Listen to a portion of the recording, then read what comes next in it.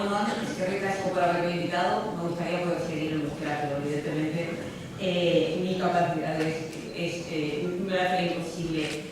La verdad es que ella me ha dado la oportunidad de estar aquí con vosotras y nosotros esta mañana. Es algo que para una profesora de Derecho Laboral que se dedica a estos temas es una de las mejores cosas que te puede pasar: venir aquí, trabajar con las y los sindicalistas, aprender de vosotras y compartir un tema tan fundamental como el Tratado de Libre Comercio de los Estados Unidos y la Unión Europea. Vamos a hablar de TTIP, pero no solo vamos a hablar de TTIP. Creo que es fundamental comenzar con una frase que puede parecer provocadora, pero que al final de la charla quizá podamos volver a retomarla y ver si realmente tiene sentido. Yo creo que el problema no es el TTIP, ni los otros tratados de los que luego hablaremos. El problema es cómo hemos llegado a un momento en el cual la Unión Europea pretende y puede conseguir firmar este tipo de tratados sin de espaldas a la ciudadanía y sin contar ni siquiera con nuestra aprobación. Hay que enfocar correctamente quién está negociando el tratado, quién está detrás de este tratado, y ver que en realidad nos encontramos ante una estrategia global, una estrategia que está realizada o que está llevada a cabo por las multinacionales, por el capital financiero transnacionalizado, por los gobiernos, que busca reducir al máximo el poder que tienen todavía los estados y la ciudadanía y elevar este poder y elevar estas competencias a entidades supranacionales en las cuales la ciudadanía pierde completamente la capacidad de control sobre las decisiones que le afectan. Con este punto de vista, enfocando la cuestión como una estrategia que va mucho más allá de un tratado singular, sino que tiene un carácter global y que implica una voluntad de pasar la Unión Europea, hacer un desdoblamiento neoliberal por arriba de la Unión Europea y derivar decisiones fundamentales a otros espacios donde ya no nos encontramos. Entonces, desde este punto de vista, desde el cual voy a empezar a desgranar qué es el TTIP, cuál es la posición del TTIP y de los otros tratados dentro de la Unión Europea que contiene el tratado, cuáles son sus competencias sociolaborales. El esquema de la intervención, por tanto, es este. Vamos a ver qué pasa con las interacciones económicas y con los derechos laborales, porque hay un patrón evidente, y la Unión Europea es el ejemplo claro, pero también en NAFTA vemos que la aceptación a los derechos laborales de las interacciones económicas es una tendencia que siempre se da, siempre se produce una integración económica y internacional, hay una aceptación para los derechos laborales, la Unión Europea es la máxima expresión. Veremos por tanto el contenido del TTIP y veremos también algunas cuestiones de procedimiento, fundamentalmente a efectos de y cómo nos organizamos, de saber cuáles son nuestras vías de actuación y cómo podemos reaccionar. Bien, primero, Unión Europea. Como he empezado diciendo, creo que el enfoque hay que ponerlo sobre la Unión Europea como el actor que está promocionando la firma de este tipo de tratados, porque hay una convivencia clara entre el gobierno de la Unión Europea, los lobbies, las grandes empresas multinacionales, etc. Bien, el punto de partida, y aquí me permitiréis hacer una pequeña discusión acerca de lo que es la construcción de la Unión Europea, de las comunidades europeas. El punto de partida, cuando empezó a construir la Unión Europea, fue la separación de lo social y lo económico. Lo social quedaba en manos de los estados y lo económico subía a un nivel supranacional. Esta separación duró muy poco, en tanto cuando si tú quieres construir un mercado interior, un mercado de los factores de producción, tienes que tener algún tipo de regulación social. No puedes construir un mercado interior y pretender que circulen los trabajadores sin normas comunes relativas a seguridad social o sin algún tipo de normas comunes relativas, por ejemplo, a despidos colectivos o incluso a salarios. Por tanto, en una primera fase sí que hubo una regulación. Y esta regulación, que en los años 70 empezaron a realizarse directivas de la Unión Europea, por eso se dice que la Unión Europea tiene un derecho social, algo muy cuestionable, porque un derecho social significa de protección de los derechos sociales. Lo que tiene la Unión Europea son normas laborales y sociales que van dirigidas a una mejor construcción del mercado interior, de esta libre circulación. Y me explico. Una de las primeras directivas se refería al tema del salario, igualdad salarial de mujeres y hombres. Esto es porque la Unión Europea, en aquel momento, la Comunidad Económica Europea realmente pretendía dedicarse a la igualdad entre mujeres y hombres. No, era por un tema de evitar el dumping social. Las empresas de textil francesas se iban a Italia porque en Italia se pagaba menos a las mujeres que a los hombres y por tanto hacían un dumping. Para evitar este dumping se hacía una serie de directivas. Esto fue una primera intervención de la Unión Europea en materia social regulando. Pero el problema no fue esto, el problema fue ya en una segunda fase, cuando la Unión Europea, en un momento todavía la Comunidad Económica Europea, se da cuenta que si lo que quiere es promocionar los movimientos de factores dentro de la Unión Europea,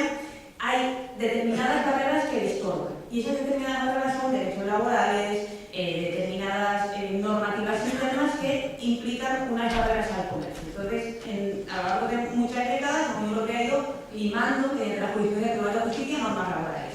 Y ahí creo que muchas de las presentes os acordaréis de la sentencia Kiki, de la sentencia Laval, son sentencias en las cuales el Tribunal de Justicia ha dicho que una determinada norma estatal es un obstáculo a la libre prestación de servicios, a la libre ubicación de las empresas, etc. La Unión Europea ya empezó muy pronto a una labor de regulación diciendo a los Estados miembros: no podéis mantener una serie de normas sociales si lo que queremos es un mercado de productos que vienen y servicios unificado. Por tanto, sí, ya se ve claramente, fundamentalmente a partir de los 70-80, que mantener determinadas normas laborales es contrario a la voluntad de unificar un mercado. Pero a la vez, también sí quedó claro desde el principio que la Unión Europea no quiere asumir la totalidad de competencias sociales y que hay materia social que nunca va a ser regulada a nivel de la Unión Europea, como materia sindical, como materia de salario, como materia de negociación colectiva.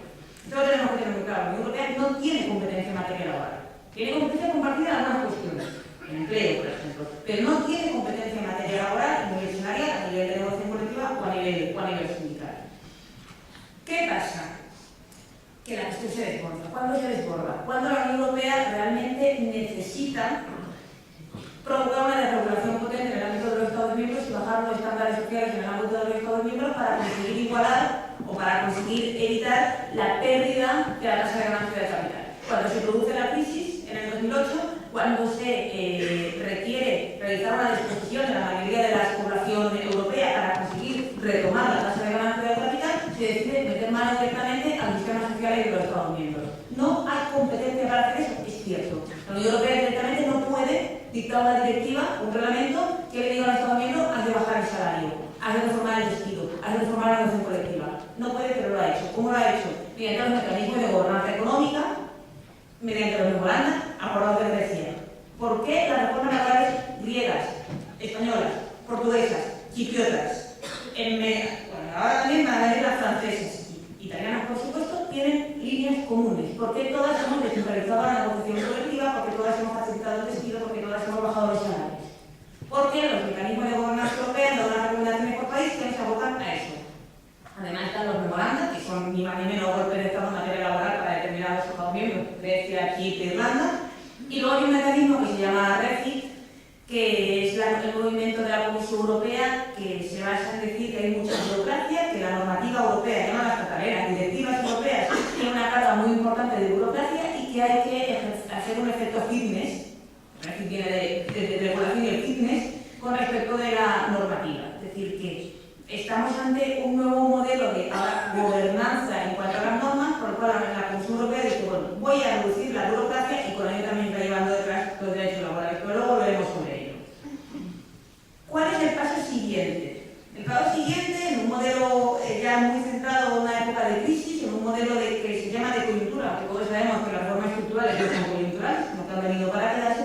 En este momento de coyuntura, de crisis, la Unión Europea, y en especial la Comisión Juncker, ha decidido dar un salto adelante.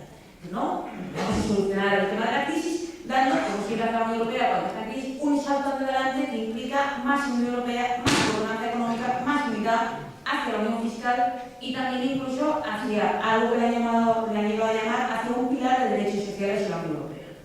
Este pilar de derechos sociales en la Unión Europea, anunciado por Juncker hace unos meses, no tiene concreción, no sabemos a lo que está refiriendo, pero todo parece indicar que Juncker tiene la voluntad de implicarse en los derechos sociales. Ya veremos cómo queda eso. Pues el objetivo interno es más gobernanza, y de hecho, si miráis lo que nos han recomendado para 2015, otra vez es bajar la salarial. Si les recomiendo a los Estados miembros que sigan bajando los salarios, en especial a España. ¿Y cuál es la estrategia internacional de la Unión Europea en este momento? La estrategia internacional de la Unión Europea en este momento es la firma de tratados comerciales, de grandes tratados comerciales, que en realidad van mucho más allá del comercio de la inversión, son tratados de nueva generación, fundamentalmente con Estados Unidos, pero no solo. Con Estados Unidos, con Canadá y a nivel internacional. Por eso, antes de hablar del TTIP, que es por tanto el objetivo externo, la parte externa de esta cuarta fase de acción de la Unión Europea, tenemos que hablar de todo lo que rodea al TTIP. Y hay que empezar hablando del CETA. Voy a dar la pincelada respecto de los 4 tratados para luego entrar en el TTIP. El CETA es el tratado con Canadá, el tratado de la Unión Europea-Canadá, supongo que lo conoceréis, pero fundamentalmente hay que saber que acabó de negociarse ya ha pasado la revisión jurídica está terminada según la última información, solo queda saber si va a revisarse o no va a revisarse la cláusula de arbitraje del ISDS y a partir de ahí veremos lo que pasa. El problema del CETA es que sigue siendo gran desconocido. Si sobre el TTIP hemos conseguido organizar campañas, etcétera, sobre el CETA realmente no se organiza nada hasta que, a rebufo de la lucha contra el TTIP, se ha llegado a hablar del CETA. El CETA pretende aprobarlo en 2016 y según las últimas informaciones ya está el timing hecho. A no ser que, por ejemplo, desde el Parlamento Europeo se eleve una petición de dictamen al Tribunal de Justicia pidiéndole que dictamine acerca de si el CETA es o no un tratado mixto. También entraremos en esta cuestión. Pero, problema grave. El CETA tiene unos convenios muy similares a los del TTIP, incluyendo, por ejemplo, el arbitraje más duro. Si entra en vigor el CETA, nos va a entrar en vigor algún parecido al TTIP por la puerta de detrás. Creo que el objetivo de sindicatos y campañas que estamos en contra del TTIP es fundamentalmente para el CETA. En este momento, evitar que se ratifique este tratado. Además del CETA, se acaba de firmar el día 4 de febrero en Nueva Zelanda, se firmó el TPP, el Tratado Transpacífico. El Tratado Transpacífico es un acuerdo entre 11 países que tiene como cabeza visible Estados Unidos, y luego está México, está Perú, está Chile, Australia, Nueva Zelanda, etcétera, que permite que Estados Unidos domine la cuenca del Pacífico y que está en proceso de ratificación muy contestado en América Latina. Y si miráis los movimientos que están produciéndose ahora en Perú o en Chile contra el TPP, creo que nos da una idea de la lucha, también los sindicatos, el tema de la afectación de la salud, estamos llevando luchas paralelas. Ellos contra el TTIP, ellos contra el TPP y nosotros contra el TTIP. Y finalmente el TISA, que yo creo que a nivel laboral es uno de los más preocupantes. El TISA es el Tratado Internacional de Servicios. El TISA se está negociando en Bruselas entre 52 países, entre los cuales están los 28 de la Unión Europea. El TISA en realidad es un tratado curioso, porque en realidad ya existe un tratado sobre servicios que se llama el GATS, que se negoció en el seno de la OMC, en el que están implicados todos los estados de la OMC. Cuando determinados estados, entre ellos, por supuesto, Estados Unidos, intentan profundizar en el GATS y profundizar las condiciones de liberalizar su inversión en el mundo, se encuentran con reticencias que provienen de los BRICS, de los países de Rusia, de China, de la India, de Sudáfrica, etc. Cuando la OMC deja de ser un foro idóneo para negociar, porque el hegemón de Estados Unidos pierde peso o tiene que negociar determinadas cosas que no quiere, ¿qué hace? Salta del foro y se inventa otro. Con los servicios que ha ocurrido esto, Estados Unidos, con una serie de países amigos, 16 en el principio, se inventaron una especie de coalición que se llamaba los verdaderos buenos amigos de los servicios.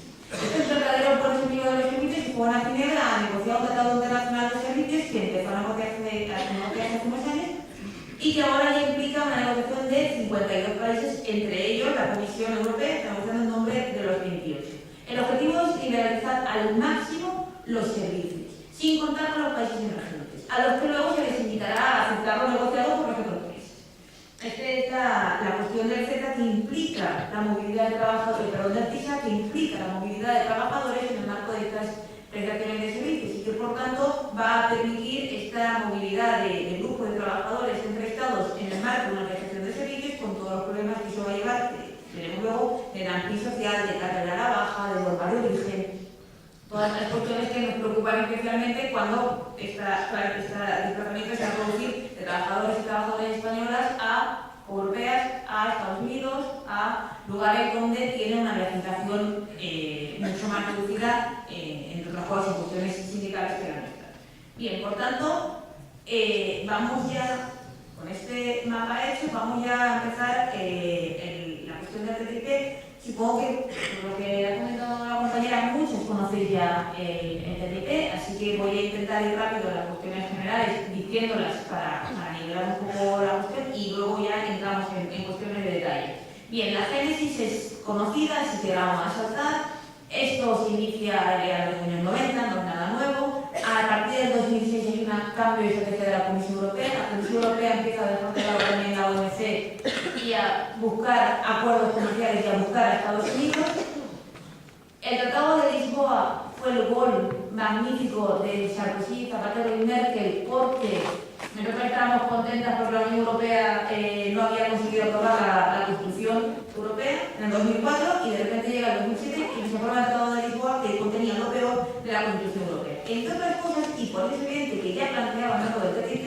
Tratado de Lisboa da la atribución a la Unión Europea para aprobar todo lo que sea acuerdo comercial y de inversión. Todo lo que sea calificado como acuerdo comercial o de inversión puede ser aprobado por la Unión Europea sin contar con los Estados miembros. Y este es el gran peligro. Ahora parece que todo puede calificarse dentro del ámbito de comercio e inversión. En el 2011 se produce el pistoletazo real de salida del TTIP, en el 2013 se aprueba el principio de las negociaciones, no sabemos nada todavía la población de a pie sobre estas negociaciones. Se le pide al Parlamento Europeo incluso que dé el apoyo al principio de las negociaciones sin saber lo que estaba negociando, y a partir del 2014 la nueva Comisión Europea decide empezar a publicar los documentos del TTIP. ¿Por qué la nueva Comisión Europea a partir del 2014 da este giro y abre la comunicación y los documentos del TTIP en la página web en donde se publican algunas de las cosas? Bueno, pues porque se empieza a generar una resistencia, Wikileaks empieza a funcionar, la movilización empieza a crecer y por tanto la Comisión Europea decide empezar, para que no la acusen de ocultismo total, empieza a publicar algunas informaciones. De hecho, creo que siempre hay que destacar que el 10 de octubre del año 2015 las campañas contra el TTIP presentaron 3.336.000 firmas contra el TTIP y el CETA, muy pocas españolas, está claro, y hay que tener en cuenta que en el sur de Europa la movilización sobre el TTIP es muy débil comparado con lo que está pasando en el norte. La última ronda fue en el 2015 en octubre, la próxima ronda será dentro de unos días en Bruselas. Esta ronda número 12 es fundamental porque van a tratarse a puntos entallados y hay que estar muy atentos a saber qué está pasando en la próxima ronda. Bien, ¿cuándo se va a aprobar? Esta es la gran discusión. Obama tiene aprobado en 2017, ya se ha aceptado que no se va a aprobar en 2017 porque hay muchos temas entallados y estos temas entallados, primero es el CETA, se va a conseguir no aprobar el CETA en 2016 y esto va a generar también, va a condicionar las beneficios del TTIP. El TTIP lo han aprobado y esto le deja a Estados Unidos más manos libres para negociar el TTIP, pero la discusión sobre la mesa está en ¿qué queremos? ¿Un TTIP menos contenido que ceda a la presión social o a la presión que el Partido Socialista Europeo está haciendo para aminorar alguna de las cláusulas más duras y aprobarlo, o queremos ir a lo que quiere Estados Unidos, que es un TTIP duro y completo? Parece que la opción de un TTIP duro y completo, aunque se retrase, es la que está ganando. Objetivos. Liberalizar el comercio es el objetivo menor. Fundamentalmente creo que detrás un objetivo geopolítico, estratégico, ideológico y esta desubicación del poder, alejar el poder de las manos de la ciudadanía. No es suficiente ya con la superestructura de la negociación europea, de la Unión Europea, que nos ha separado de, como hemos dicho antes, de multitud de competencias por la vía jurídica correcta y la incorrecta, y necesitan una estructura más y esto se lo va a proporcionar este tipo de tratados. ¿Qué contiene el TTIP? Hay tres pilares en la negociación. Vamos a analizar brevemente cada uno de ellos. El primer pilar es el que se refiere al acuerdo de acceso al mercado, es el pilar tradicional de los acuerdos de servicios. El segundo pilar es el novedoso y el más importante y el más peligroso, que son las cuestiones regulatorias y las barreras no arancelarias. Y el tercer pilar es un pilar mixto, donde hay reglas varias, competencia, medio ambiente laboral, como le de aquella manera, capítulo laboral, y por supuesto el tema de la protección a la inversión y el ISDS. El primer pilar, aunque no es digamos, lo más importante del tratado, es importante también, es necesario echarle una ojeada por los efectos que tiene sobre los derechos laborales. Pero en primer lugar no hay que olvidarse de que el TTIP tiene una diferencia fundamental con los tratados anteriores. Hasta este momento la Unión Europea ha estado firmando tratados de libre comercio, que nadie le ha hecho ni caso, con otros países de América Latina, con otros países de Asia. No les hemos hecho ni caso, ni siquiera desde las campañas, ni siquiera de los sindicatos, y eran importantes porque luego afectan a las personas de aquellos países. Pero bueno, como la Unión Europea no estaba en una posición de debilidad, como nuestros derechos no estaban en juego, pues parece que una postura, por cierto, creo que todas tenemos que revisarla porque es muy hipócrita, no hemos manifestado nuestra lucha contra UE Corea, UE Singapur, UE Venezuela, UE Ecuador, que todos tienen un efecto para los trabajadores de allí y de aquí, similares al TTIP, lo que pasa es que se perjudican más a los trabajadores. Pero bueno, creo que el tema del TTIP va a ayudar a que cuestionemos todos los tratados de comercio que está haciendo la Unión Europea. Más allá de esto, el objetivo de este primer pilar es liberalizar el acceso al mercado. ¿Qué quiere decir esto? Reducir o desmantelar en primer lugar todos los aranceles que quedan y potenciar el número de movilidad de factores y potenciar el número de movilidad de los servicios. Es importante saber que en cuanto a los productos, las tasas arancelarias están muy reducidas, en términos generales un 2,8, aunque la agricultura llega casi a un 4 en la UE, y por tanto los efectos económicos beneficiosos de TTIP, los cuales también hablaremos luego si tenemos tiempo, no derivan de ahí. Pero hay una cuestión importante que creo que tiene que centrar nuestra atención, que es el tema de los servicios. La liberalización de servicios entre la Unión Europea y Estados Unidos. Ojo que la Unión Europea y Estados Unidos ya son los mayores socios comerciales en lo que respecta a servicios. Y lo que se ofrece, el plus que se ofrece con el TTIP es la liberalización absoluta, quiere decir la eliminación al máximo nivel de las trabas existentes a las empresas que vienen aquí a prestar servicios o que prestan servicios con fronterizos de alguna manera que ya vemos, o las españolas europeas que van a Estados Unidos. De hecho, la Unión Europea lo que le ofrece a Estados Unidos, según los documentos que tenemos, son compromisos para liberalizar al máximo sectores como servicios informáticos, telecomunicaciones, transporte marítimo, transporte aéreo, mensajería, servicios profesionales, todos, servicios empresariales, construcción, energía, servicios ambientales. Todos estos son los servicios que la Unión Europea ya ha marcado, los sectores que la Unión Europea ha marcado como objetivos a la máxima liberalización. Por tanto, el objetivo es máxima liberalización de los servicios. ¿Cómo? La Unión Europea marca en el TTIP se marca, igual que otros tratados, una serie de principios, que son los principios de acceso al mercado, de trato nacional y de nación más favorecida. Voy a explicar solamente dos. ¿Qué quiere decir esto? La Unión Europea se compromete, Estados Unidos se compromete a eliminar todas las trabas para que las empresas puedan prestar los servicios, para que los prestadores de servicios puedan ir de un lugar a otro. Y se comprometen también a cuando una empresa venga a prestar servicios en su país, dar un trato nacional. ¿Cuáles son los problemas? El primero, que el acceso al mercado, en principio, debe garantizarse a todos los niveles.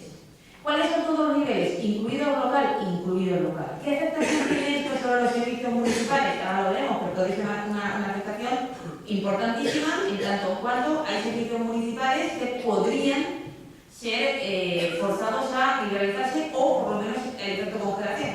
Si un ayuntamiento está prestando X servicios, podría preservar esto, pero no podría ir a más en el futuro y luego no podría remunicipalizar. Esto por un lado. Y luego el tema del trato nacional. Hay que tratar a las empresas extranjeras como a las empresas españolas, como a las empresas vascas, como a las empresas europeas. Y las cláusulas sociales en los ayuntamientos que puedan promover el comercio local no tendrían cabida. No tendrían cabida porque serían un trato discriminatorio. Uno de los grandes problemas en el ámbito de los servicios es cómo se está negociando esto. Habitualmente todos los tratados en el GATT se negocian de la siguiente manera. Llegan los estados y se ponen de acuerdo en una lista de servicios que quieren liberalizar. Yo quiero liberalizar esto, esto, esto y esto. Es el sistema de lista positiva. ¿Qué ha pasado con el CETA, con el TTIP y con el TISA? Que se ha variado. Se ha cogido un mecanismo que es más ágil. Ese mecanismo se llama la lista negativa. ¿Qué hace la lista negativa? La lista negativa de TTIP. Se va a liberalizar todo, excepto lo que expresamente se excluya. Y ahí viene el problema. Lo que no está excluido va a ser liberalizado. ¿Quién está negociando las exclusiones? Cada Estado miembro. ¿Quién está negociando las exclusiones para el conjunto del Estado español? La Secretaría de Estado del Ministerio de Economía y en particular un señor que se llama Jaime García Legaz, que no sé si alguno lo conoce, pero fue director de las FAES, tipo amigo de Luis Legaz, muy peculiar, que directamente en su equipo no están introduciendo las excepciones que se deberían introducir para proteger la cartera de servicios del Estado. Me explico. Si miramos las excepciones de Francia, podemos ver una muy importante que dice que cuando una empresa extranjera estadounidense quiera comprar terreno agrícola, viñedos en territorio francés, tendrá que pedir una autorización. Si no hay autorización, no la compra. Si buscáis algo parecido entre las excepciones que está llevando el Estado español, no vais a encontrar nada. Las excepciones del Estado español son mínimas. No hay excepciones en materia de servicios educativos ni en primaria ni en secundaria. Hay una excepción en servicios de educación superior que dice que cuando un centro privado quiere introducir una universidad privada en el Estado español, tiene que pedir un impacto económico, un análisis de impacto económico. La cuestión de la calidad, análisis de impacto económico. El peligro, por tanto, es evidente. No es solamente de la ley del tratado, sino de quién está negociando por el Estado español de este tratado y, por supuesto, el marco ideológico de estos sujetos que están negociando por nosotros. Porque, además, hay momentos en el TTIP con respecto, por ejemplo, a los servicios públicos, que lo voy ahora, que se dice que la Unión Europea se ha comprometido realmente a no negociar con respecto a algunos sectores. Esos algunos sectores son los servicios de interés general, servicios audiovisuales, agua, servicios sociales, sanidad, educación. En principio, sobre eso no se va a negociar, pero cada Estado, si quiere, puede negociar y puede liberalizar. Claro, el Reino Unido están obsesionados en ir liberalizando cosas. Pero además que en España parece que también, en Estado español parece que también. Entonces, aquí tendríamos que tener que estar muy atentas y esperar que esta gente no siga negociando con nosotros. Por tanto, exclusiones las hay. Se va, como dice también el mito, ¿el TTIP va a obligar a que se privaticen los servicios públicos? No puede. Ahora, va a congelar. Preserva lo que es servicio público puro y duro, financiado 100% por la cosa pública y que se presta sin condiciones de competencia, que es lo que dice el GATT y lo que se dice también aquí. Por tanto, se preserva los servicios públicos en su más estricto sentido y el problema es que en el nivel de privatización actual se congela la cosa. Y claro, el nivel de privatización actual, como todos sabemos, es uno de los niveles más altos, el nivel más alto como vivienda ahora. Por tanto, el tema de las excepciones sería importante, pero tal y como está negociando el Estado español, pues me está protegiendo muy poco. Y por último, el tema que me preocupa, yo creo que como sindicalista nos puede preocupar mucho, es la cuestión del modo 4. Para los que, las que no conocen el tema del modo 4, que es una cuestión compleja, me explico rápidamente. Los servicios se pueden prestar de muchas maneras. Los servicios transnacionales se pueden prestar de muchas maneras. Está el comercio transfronterizo, por ejemplo, los bancos. Un banco presta servicios y puede acceder a los servicios cualquier persona. Está el consumo en el extranjero, es decir, que venga un ciudadano de otro país a consumir servicios aquí. Está la presencia comercial, una empresa que vaya y se instale en otro país. Y está la prestación del servicio mediante personas. Estas personas son las personas trabajadores o profesionales autónomos que son trasladadas. La relación jurídica de las personas trasladadas, que en teoría debería de ser competencia o bien de la Organización Internacional de Migraciones, o bien de la OIT, o bien de los Estados miembros en función a condiciones laborales, pivota y al ser una relación laboral, pero en el marco de prestación de servicios, empieza a ser regulada por otras entidades. ¿Quién? Hasta el momento la OMC, por el gas, y luego los distintos tratados bilaterales o los distintos tratados internacionales. Me explico. Problema fundamental. Cuando una empresa norteamericana viene aquí a prestar un servicio X, se trae a sus trabajadores. Estos trabajadoras, pueden ser 1, 15, 20, normalmente 20, solo pueden ser personas con alto nivel de o de altos cargos o profesionales cualificados y por estancias temporales en los 35 años, pero ¿qué normativa se les aplica a esta gente? ¿Esta gente pasa con un contingente, como los trabajadores migrantes que quieren trabajar en el Estado español? No, esta gente no pasa con ningún contingente, no tienen que pasar por todas las migratorias, por tanto están usurpando un espacio que normalmente entra dentro de la legislación laboral de migraciones y además los derechos laborales, hay una disputa jurídica importante acerca de qué derechos, qué niveles de derechos laborales se tienen que aplicar a esta gente. No sé si habéis tenido la ocasión de ver lo que pasa in situ cuando viene una empresa norteamericana y se establece aquí. Según la normativa se tienen que aplicar los mínimos, como que cuando hay una movilidad de empresa europea. Se tendría que aplicar los mínimos, salario mínimo interprofesional, a no ser que haya un convenio estatutario del sector, pero si no salario mínimo interprofesional o convenio colectivo estatutario. El problema, ese es un problema, que vengan aquí y que se produzca una ampliación, que una empresa extranjera esté aquí aprovechando condiciones laborales que se trae del país de origen y los mínimos locales y por tanto tenga mejor condición de competitividad y por tanto tú veas dentro de la cual no te van a dejar entrar, porque las empresas norteamericanas no van a dejar entrar al sindicato español, claro.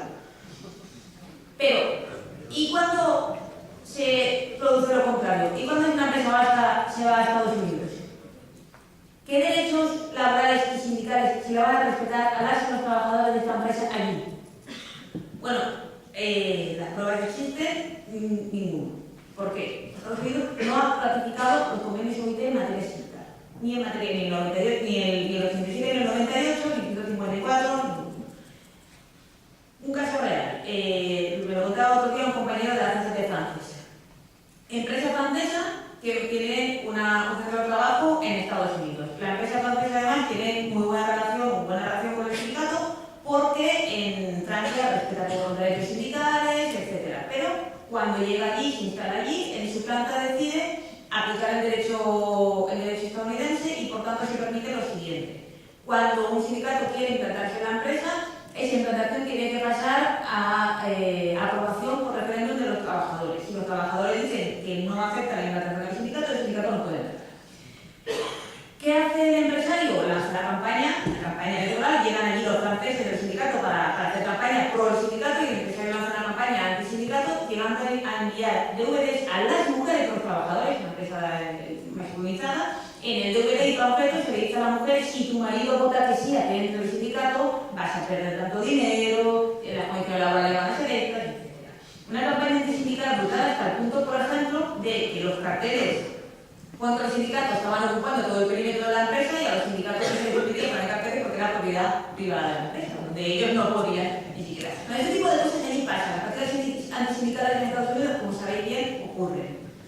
La pregunta es: ¿y un empresario vasco puede ir allí y olvidarse de que está sujeto a las normas internacionales de la OIT que están ratificadas aquí?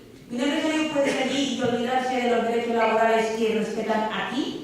Bueno, ese es el gran problema y yo creo que es lo que va a disparar la aplicación del modo 4, la aprobación del TISE y del TISA, que va por el mismo camino. Principales críticas a todo esto, más o menos he dicho. Primero, aunque he dicho antes que son los estados los que están introduciendo las reservas para la libre prestación de servicios, en realidad son los estados y otros agentes. Y estos otros agentes son los lobbies. La cantidad de lobbies que están influyendo en las negociaciones del TTIP es brutal y fundamentalmente en materia de servicios hay dos patronales internacionales de servicios, la europea y la norteamericana, que están ejerciendo un poder y una presión muy fuerte. Y de hecho hay un movimiento, el lobby inverso, que es curioso. La Comisión Europea habla con estas patronales, les dice lo que quiere que les digan y luego las patronales se lo dicen a ella en este encuentro con los stakeholders. Claro, estamos ante una connivencia absoluta entre los poderes políticos y los poderes económicos que deja fuera a los sindicatos, porque aunque los sindicatos sí que tienen algún encuentro con la Comisión Europea, desde luego no tienen ni punto de comparación con el diálogo permanente entre la Comisión Europea y los lobbies. Con el TISA ya lo hemos dicho. ¿Quién está detrás del TISA? ¿Esta coalición de bonos a nivel de los servicios? Sí. Y la Global Service Coalition, que está impulsando la firma del acuerdo. Efectos sobre los servicios públicos, también los he mencionado. Es importante leer qué opinan los lobbies sobre las reservas estatales. Los lobbies están enfadadísimos de que algunos estados estén introduciendo muchísimas reservas, pidiendo la liberalización absoluta, el bloqueo de las nacionalizaciones, el bloqueo de las remunicipalizaciones y una cuestión a la que no he hablado ya punto, el tema de la contratación pública. Con el TTIP se pretende abrir la contratación pública de ambos lados del Atlántico a las empresas, de manera que no se pueda poner límites por cuestión de nacionalidad a la contratación pública. Esto tiene esto generaría muchísimos problemas, por ejemplo, la gestión privada de cuestión hospitalaria o lo que sea, por empresas norteamericanas que no tienen ningún tipo de cultura similar a la nuestra, que es lo que está pasando si veis a los sindicatos del Reino Unido, están dando la voz de alerta porque la gestión por parte de empresas norteamericanas en materia de salud está produciendo un cambio y una afectación a los derechos de las personas muy considerable. Sobre los derechos laborales, repito, dumping social fomentado, carrera a la baja. Claro, cuando tú permites a las empresas elegir dónde van a prestar los servicios, van a elegir fundamentalmente los estados donde, la social, donde hay haya menos derechos estándares laborales. Esto que conlleva que los estados empiezan a pelear entre ellos, como ya está haciendo el Estado español hace tiempo, a rebajar los estándares laborales para atraer al comercio y la competitividad. El principio de país de origen, también he comentado, cuando hay movilidad, qué normas se va a aplicar, la falta de derechos laborales en Estados Unidos y las prácticas sindicales. Quería traer a colación un ejemplo para que veáis la importancia de esta movilidad transnacional en otra realidad. Esa otra realidad que tenemos que tener muy en cuenta cuando estudiamos el TTIP es la NAFTA, el tratado entre Estados Unidos, Canadá y México. Leyendo un artículo que además ha escrito un profesor de la Universidad del País Vasco, Iker Barbero, dice que la integración económica, en lugar de promover la convergencia en términos de desarrollo, lo que ha producido es la simetría, profundizar la simetría entre los tres países. En concreto, se dice que en realidad el tratado se ha convertido en una bisagra del proceso de reestructuración industrial de Estados Unidos, en tanto que mecanismo proveedor de mano de obra barata. ¿Qué está haciendo? Llevarse la mano de obra barata cualificada, una cualificación pagada por el Estado mexicano, que en una fuga de cerebros se lleva a Estados Unidos y además no se la pasa por el contingente habitual de las migraciones, sino que se la lleva a través de este modo 4, de esta movilidad empresarial. ¿Esto que produce? Primero, desoír las normas migratorias internacionales, los derechos humanos. Segundo, llevar solamente a los cerebros mejor cualificados pagados por el Estado mexicano. Y tercero, empobrecer a México y además generar un inmenso crédito de reserva que a disposición de la economía estadounidense. No podemos perder de vista, por tanto, lo que se está produciendo entre Estados Unidos y México con esta libre circulación de empresas llevándose a sus trabajadores. Bien. Yo he dicho que el primer pilar era lo más importante, solo me ha costado un cuarto de hora. Espero poder ir abreviando los siguientes.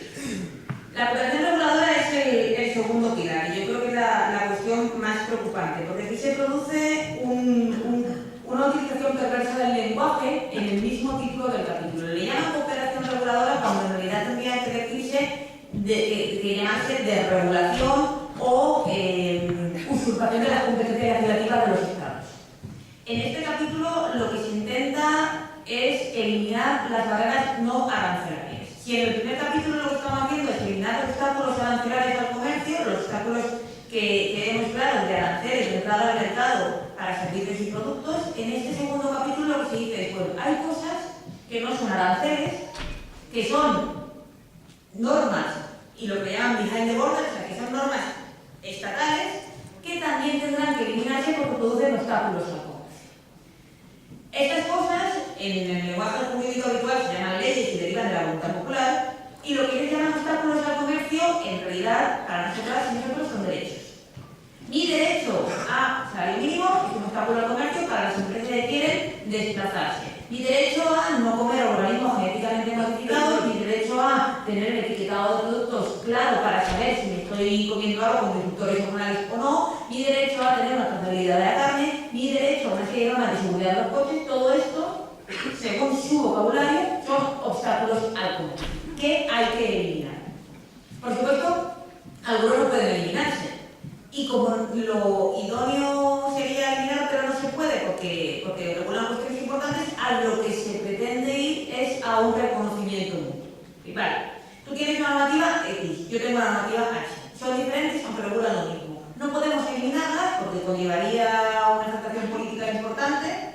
Bueno, pues vamos a ir al reconocimiento mutuo. Yo le reconozco la tuya como válida, tú me reconoces la mía como válida. Problema que si este reconocimiento mutuo se produce con respecto a un Estado como Estados Unidos que tiene en algunas cuestiones medioambientales, sanitarias, laborales, estándares inferiores a los nuestros, ¿qué está pasando al final? Que estamos reduciendo nuestros niveles de protección. Las diferencias entre Estados Unidos y la Unión Europea no son un mito, como vosotras sabéis bien, son reales, no solamente con el contenido, sino también con respecto a cómo se regula y quién regula. El mecanismo de las agencias, la introducción de los lobbies, la descentralización a comités de expertos en Estados Unidos es mucho más potente que en nuestro modelo, tanto en la Unión Europea como en los Estados miembros. Por tanto, estamos realmente enfrentando modelos disímiles en cuanto a contenido, ya lo sabemos, y en cuanto a método.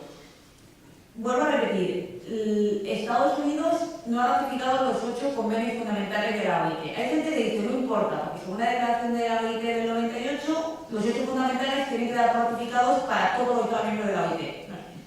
Nadie le dice a Estados Unidos lo que tiene que ratificar y nadie le impone a Estados Unidos el cumplimiento de un convenio que no haya ratificado. De hecho, la Unión Europea lleva tiempo diciendo que con el TTIP se va a conseguir imponerle a Estados Unidos, o con el TISA, se va a conseguir imponerle a Estados Unidos la firma de algunos convenios. Es absolutamente mentira. Si alguna de las otras cree que la Unión Europea le puede decir a Estados Unidos que ratifique el convenio de libertad sindical, no va a pasar. Cuando el Parlamento Europeo hace 2 semanas votó a favor del TISA, votó a favor de una resolución sobre el TISA, en esa resolución contenía un parrafito diciendo que el TISA en realidad lo que tiene que contener es una obligación para Estados Unidos respecto a los derechos laborales. El parrafito lo redactó el diputado del Partido Popular Europeo con otros como una especie de salvaguarda para convencer al Partido Socialista de que votara a favor. El socialista le vota a favor, pero todo el mundo sabe que esa cláusula de papel mojado. Por mucho que le diga a Estados Unidos que ratifique convenios, el convenio de la sindicación no lo va a hacer. Bien, ¿cuáles son los objetivos que dice la Comisión Europea que tiene estipulada la competencia reguladora? Promover la compatibilidad, reducir cargas, duplicaciones, ¿cómo? La vía idónea sería la comunicación, normas comunes, esto es muy complicado, no se va a conseguir, y vamos a lo que hemos comentado, reconocimiento mutuo, por equivalencia o directamente la simplificación. Bueno, como tu estándar es X y el mío Y, y son cada uno diferentes y complejos, vamos a ir a una simplificación para abajo que podamos compartir. Bien, ¿cuáles son los instrumentos para conseguir esto? ¿Cómo se pretende poner esto en marcha? ¿Qué dice el TTIP de cómo se va a llevar esto en marcha? Primero, implantando lo que se llaman buenas medidas reguladoras. Ojo, que estamos hablando siempre de normas, estamos hablando de decisiones del legislador, ya sea a nivel estatal, ya sea a nivel de la Unión Europea, incluso veremos que también a nivel de las comunidades autónomas, en algunos casos, que deriva de la voluntad popular. Pero aquí le llaman regulación como si se dedicaran solamente a estándares técnicos. La buena medida es transparencia y valoración permanente del impacto en el comercio. Ahora está muy de moda. Todas las leyes tienen que tener una valoración del impacto en el comercio. Oiga, ¿y los derechos sociales en la salud y en el medio ambiente? Entonces, ¿qué se hace con la cooperación regular? Primero, cuando hay medidas que se establecen por esta valoración que tienen un impacto en el comercio, se ponen en marcha una serie de mecanismos. La alerta temprana, hay que avisar. Además hay que elevar este informe sobre el impacto en el comercio y hay que empezar un diálogo entre los reguladores. ¿Quiénes son los reguladores? No es el Parlamento Europeo. Curiosamente, entre los reguladores no está el Parlamento Europeo. ¿Cómo se articula esto? Se plantea un instrumento que se llama el Consejo de Cooperación Reguladora. El Consejo de Cooperación Reguladora es una institución que crea el TTIP. Por eso muchas veces se habla del TTIP como un acuerdo vivo, porque el TTIP crea una institución dentro de la cual van a estar permanentemente negociando unos señores a los que le llaman reguladores, que son la Comisión Europea, la Cámara de Comercio de Estados Unidos, los stakeholders, los lobbies, apartando al Congreso de Estados Unidos, apartando al Parlamento Europeo. ¿Y qué van a hacer estos señores? Bueno, cuando vean normas que tienen este impacto en el comercio, van a dar directrices para que esas normas se revisen o se aprueben normas que no provoquen este impacto en el comercio. Es decir, le van a decir al Parlamento Europeo lo que tiene que hacer, a la Comisión. Sabéis que en el ámbito europeo que tiene iniciativa legislativa es la Comisión o el Parlamento. Y también pueden llegar a decírselo de manera como recomendación solamente a los Estados miembros. Por tanto, lo que estamos haciendo aquí realmente es invertir la lógica de la legislación, del proceso legislativo. Normalmente, el proceso legislativo deriva de un momento en el que un partido político pone en marcha una norma sobre su programa electoral que ha sido legitimado por la votación de la ciudadanía.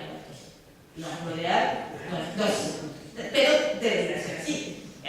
Ahora ya se desnaturaliza absolutamente, porque el legislador va a implementar aquello que le viene determinado por un Consejo de Cooperación Reguladora donde han interactuado las multinacionales y han dicho quiero esta norma o quiero esta regulación.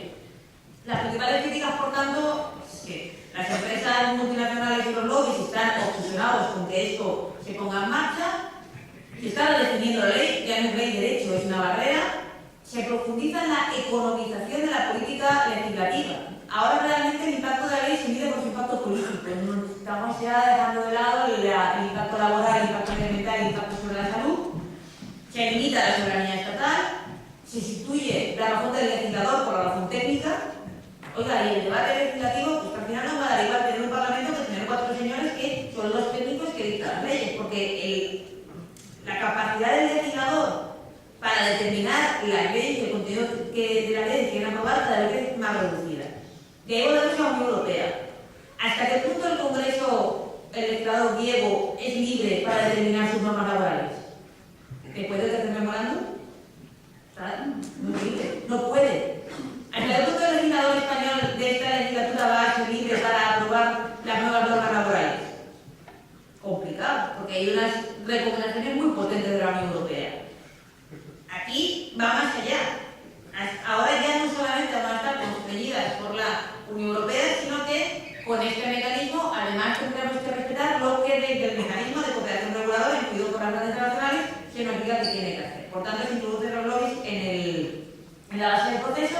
Y una cosa importante, hay muchas cosas que no se dicen en el TTIP, pero que se pueden dar base para que se puedan decir. Por eso le llaman lo eliminable. No es hay cosas relacionadas con lo que podría ser necesario para una mejor regulación que no se han dicho, sino sencillamente se dejan para que emita en el futuro el Comité de Cooperación Reguladora. Y todo esto se vincula con el programa de mejora de la legislación de la Comisión, que es el REFIT, que no os voy a contar porque podría ya mataros del aburrimiento, pero esto ya lo está haciendo la Unión Europea. Desde la Comisión Barroso y sobre todo la Comisión Juncker ha decidido que hay mucha burocracia en la Unión Europea y que hay que eliminar normas. ¿Y cuáles están cayendo? Pues las sociales. Y si no, mirad cuántas normativas sociales se está aprobando en los últimos años. Vamos a tratar de que ya he dicho que son más entretenido, que no acabáis de dormir a estas horas, que es la protección de la inversión. La protección de la inversión extranjera es un tema que lleva muchos años gestándose. En el mundo existen actualmente 2.283 tratados bilaterales de inversión, 1.810 en la Unión Europea y 82 en España. Esto es de hace unos meses, probablemente haya más en este lapso de tiempo. ¿Qué es esto? Bien, la protección internacional de la inversión, con los tratados bilaterales de inversión, deriva de finales de los años 50, su primer tratado bilateral de inversión data de 1959, que responden a una voluntad de proteger a las empresas de países del norte que iban a invertir en países del sur. Oiga, yo me llevo mi empresa que va a hacer una inversión en cualquier país africano, lo que quiero es que alguien me asegure que en ese país africano no se me va a expropiar mañana, porque yo voy a construir allí lo que sea. Bien, esto durante mucho tiempo, con la mentalidad colonial, se lleva a cabo y además también permitía a los países del sur asegurar a distintos socios comerciales, no solamente Estados Unidos, pero diversificar sus socios comerciales. Y el problema fue que en estos tratados bilaterales de inversión se contenían muchas cosas: protección frente a la inversión, trato público, trato nacional y sistema de mercado. ¿Qué quiere decir esto? Pues yo me voy a invertir a tu país y si tu país, cualquiera de sus niveles de administración o gobierno, realiza alguna actuación normativa, legislativa, acto administrativo que perjudica mi inversión, que ahora veremos algunos tipos, yo tengo la posibilidad de demandarte. Además tengo la posibilidad de demandarte no ante un juez ordinario para pedir una compensación, sino ante un tribunal de arbitraje internacional que va a cifrar esa indemnización pues, en cantidades elevadísimas. Si os fijáis, Alemania es el país que más tratados bilaterales de inversión tiene, también porque empezó desde un tiempo muy anterior. Y en particular lo que a nosotros nos preocupa es los tribunales de arbitraje. Luego voy a hablar y veréis por qué. Las características de los tribunales de arbitraje son las siguientes. No es que el arbitraje no tiene nada que ver con el arbitraje que nosotros conocemos en materia laboral, tiene nada que ver por lo siguiente. Cuando tú llegas a un arbitraje en materia laboral hay acuerdo de las dos partes en llegar a ese arbitraje en un sistema concreto. Aquí no. Aquí hay un acuerdo amplio entre los estados que dicen para todo tipo de controversia, para todo tipo de problema que exista entre cualquier inversor y el estado, se va a ir a un arbitraje compuesto por 3 miembros según las diferentes normas existentes a nivel internacional. ¿Qué ocurre? Se elimina el país de origen. El estado del inversor no tiene nada que ver. El inversor, la empresa, tiene derecho a demandar al estado por la jurisdicción ordinaria, como el resto de empresas del estado, o por esta vía exclusiva. No hay procedimiento de revisión, lo que dice el árbitro tiene que cumplirse, los tribunales de arbitraje se conforman ad hoc, el proceso es confidencial, hay muy pocas actas, también depende del sistema de arbitraje que se tome, pero estas son las características generales y así han venido funcionando los sistemas de arbitraje. Si nos fijamos en esta gráfica, se ve como los casos de arbitraje han ido sumando y han ido subiendo. 2015 suben, ahí es una noticia, 2015, en 2014 bajamos, 2015 hay cada vez más casos de demandas ante tribunales de arbitraje. ¿Quiénes son los más demandados? Pues la República Argentina, luego Venezuela, luego República Checa, Egipto, Canadá, México, etc. Bien, algunas experiencias, algunas las conocéis. El caso Philip Morris contra Australia y contra Uruguay. Philip Morris es una empresa de tabacalera que tiene inversión en Australia y en Uruguay. El Parlamento australiano y el Uruguay también deciden aprobar leyes en las cuales obligan a la tabacalera a aumentar la advertencia respecto a la salud en la cajetilla, y Philip Morris decide que esto le afecta a su inversión y que va a demandar a los estados. Demanda a Australia y Australia ha ganado porque el Tribunal Arbitraje ha dicho que no tiene competencia, y demanda a Uruguay y está pendiente. El caso curioso es que en el caso de la demanda de Uruguay, la empresa dijo que quería indemnización y además que le dijera al Parlamento que cambiara la ley. Esto es como el más, ¿no? El Tribunal Arbitraje le quiere decir a un Parlamento que cambie la ley. Oiga, perdón, la soberanía popular, la democracia. El caso Acmea contra Eslovaquia respecto del sistema sanitario, la voluntad de Eslovaquia de aprobar una ley relativa a la universalidad del sistema sanitario fue cuestionada por una empresa de seguros de salud, si no me falla la memoria, que es sueca, y en el primer arbitraje el árbitro declinó la competencia, pero aún así en los costos del arbitraje superaron los X millones de euros que pagó Eslovaquia, y ahora el arbitraje por daños que sigue en marcha.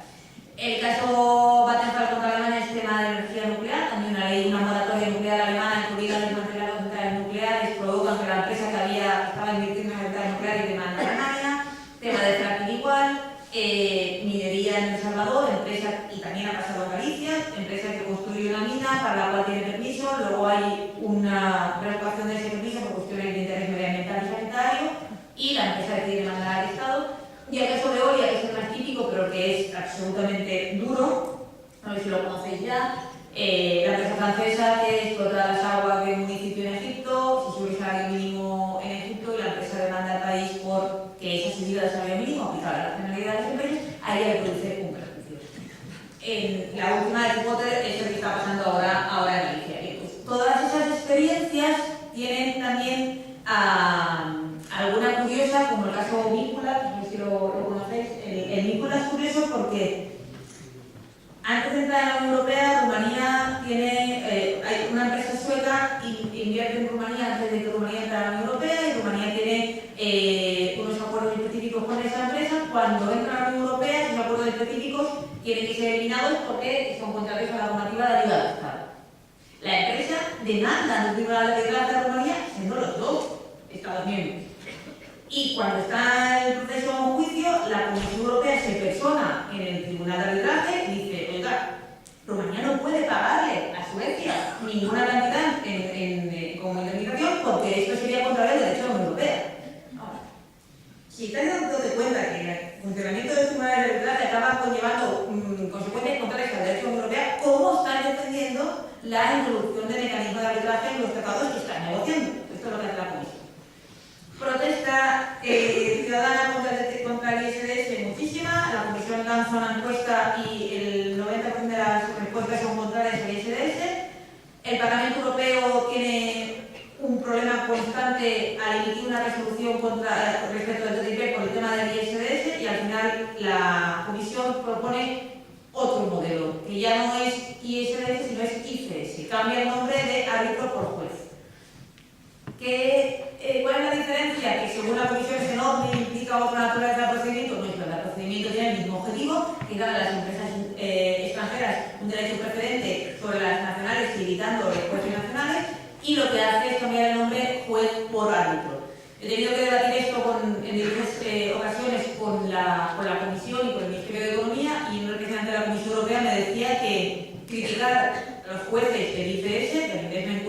era tanto como criticar al Tribunal Penal Internacional. Son jueces de reconocido prestigio. Claro, yo me llevaba las manos a la cabeza porque yo no era jurista. Vamos a ver. El Tribunal Europeo de Derechos Humanos, incluso el Tribunal de Justicia de la Unión Europea, sí, son jueces de reconocido prestigio que no derivan de la carrera judicial nacional funcionaria, sino que son elegidos por las instituciones. Sí es cierto, pero aplican el derecho por igual a todas las personas que tienen legitimación activa para llegar ante ellos. Y B, aplican normas internacionales que obligan a todas las personas y no solamente a una serie de empresas. Entonces, claro, no se puede aceptar su argumento de que con el ICS estamos ante tribunales que tienen total legitimidad, porque sencillamente no es cierto. Los tribunales continúan discriminando a la hora de aplicar el derecho. Otro problema es que el ISDS ahora mismo está en el Z. Mientras que en el TTIP la Comisión pretende introducir el ICS, que Estados Unidos todavía no ha dicho que sí, en el Z está el ISDS. Y ahora hay una lucha acerca de si se va a abrir la negociación del Z para cambiar el mecanismo o no. Bueno, eso lo veremos en el futuro. Las principales críticas. Se está manejando la frase riesgo político. La frase riesgo político en sí misma es una aberración. Y esto lo dice hasta el Ministerio de Economía español respecto de los tratados. El Ministerio de Economía español en su página web justifica que España tiene tratado bilateral de inversión porque hay que gestionar el riesgo político. ¿Qué es el riesgo político? Pues que llegue un ayuntamiento nuevo o un parlamento nuevo y que cambie la norma y ese cambio de norma afecte a las empresas. Esto no es un riesgo político, esto se llama democracia, tranquilamente. Entonces, es posible que esto pase y lo sentimos mucho por los inversores extranjeros, pero que se lleven la indemnización que les toca según el procedimiento ordinario, como todas las empresas, y ya. Hay un efecto de congelación claro, sobre todo con el tema de Philip Morris, se está viendo como hay parlamentos que se han planteado si aprobar normas o no respecto de la salud, porque está esta amenaza permanente, o ayuntamientos que se plantean este tipo de cosas. Jurídicamente, hay muchos juristas que están emitiendo dictámenes que dicen que el ISDS no es sostenible y va en contra de la competencia del Tribunal de Justicia. Por último, hay otro capítulo que se llama sostenibilidad, donde sencillamente hay que decir dos cosas, es un brindis al sol. Es un capítulo donde se enumera una serie de derechos laborales que se deberían respetar en el TTIP, derivándonos de las normas internacionales, cuando ya sabemos que mencionar aquí a la OIT es mencionar el papel mojado, Estados Unidos literalmente pasa de la OIT. Bien, acabando ya. ¿Cómo nos están vendiendo este tratado? La Comisión dice que es el plan de estímulo más barato posible, etc. Hay un montón de informes, un montón. 4 fundamentales y uno acaba de salir en el Estado español que dicen que el PIB va a aumentar en 19.000 millones anuales, que cada familia europea va a tener 500 euros. Estos informes están criticadísimos. Estos informes se basan en un modelo de expectativas ficticias que no tienen en cuenta los fallos y que no tienen en cuenta los efectos negativos de estos tratados. Estos modelos están financiados, estos informes están financiados por la Comisión Europea. Recientemente salió un informe que ha sido financiado por la patronal, por la COE, realizado por una profesora española y dos profesores más, en el que afirma que este tratado va a ser muy beneficioso para el Estado español, para la economía del Estado español y para las pymes. Cuando he tenido ocasión de discutir este informe con una presentación de sus autores y con el Ministerio, les hizo una sencilla pregunta. ¿Cuántas pymes, y fundamentalmente cuántas micropymes en el Estado español, que como sabéis como es el tejido productivo fundamental, tienen en estos momentos capacidad para comerciar con Estados Unidos? La contestación fue, ese dato no lo tenemos.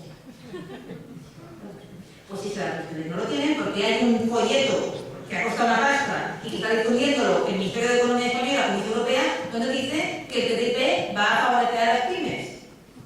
Va a favorecer el tema, dicen que esto va a favorecer por la denominación de origen. Esto es absolutamente falso. Las denominaciones de origen están en peligro.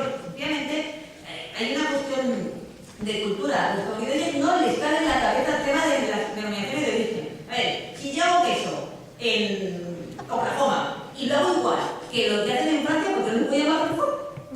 Si yo hago vino igualito, lo que hacen en Rioja, igual, me traigo las viñas, tal cual, en Dallas, ¿por qué no lo puedo llamar Rioja? Bueno, evidentemente lo puede porque no tiene nada que ver, porque hay una cultura, porque hay una tierra, porque hay todo detrás. Pero los clientes se vayan con el tema. Ni lo entienden, ni lo van a entender.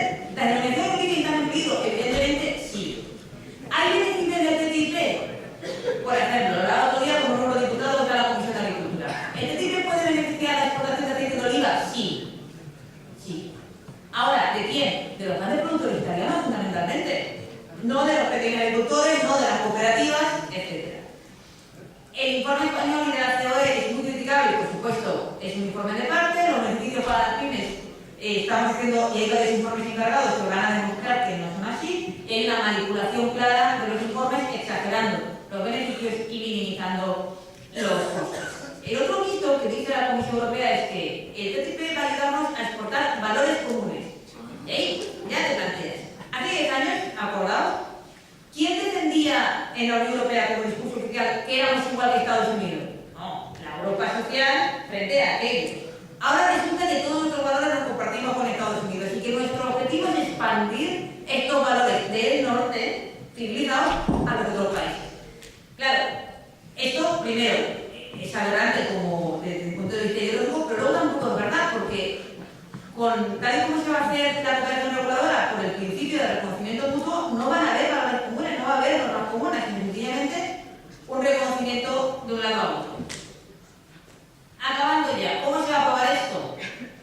Según el marco jurídico caben dos opciones. A, de lo que ellos quieren, mayoría cualificada del Consejo y mayoría simple del Parlamento Europeo, y punto. B, esto sea un tratado mixto, que es lo que hay que crear, y que por tanto tenga que bajar a ratificación. Una ratificación en el ámbito de los 28 mata el TTIP. Pero hay que llegar a conseguir eso. Y conseguir eso requiere que la Comisión lo diga, que lo va a decir, o que haya un dictamen del Tribunal de Justicia que lo diga, que estamos en ello. Y la C, que consigamos movilizar tanto a la sociedad europea que el TTIP no llegue siquiera a pasar la fase de elaboración. El posicionamiento político de la Eurocámara, un festival. Ni siquiera dentro, solo hay un grupo monolítico, que es el GUE. En el GUE está todo el mundo en contra del TTIP. En los verdes hay una mayoría en contra, pero hay algunos que no, otros que dicen que si se cambia el ISD se entraría.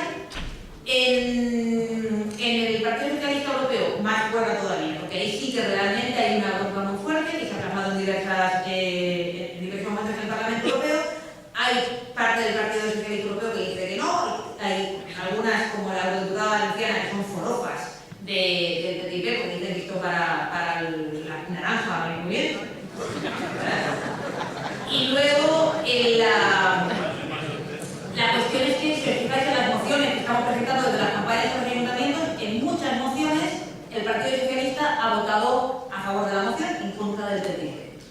Esto nos lleva a las campañas a tener, creo que uno de los objetivos, que es ir a por las bases del PSOE, ir a los municipios, ir a por los concejales del Partido Socialista y explicar las cosas. No podéis estar en contra de la ley.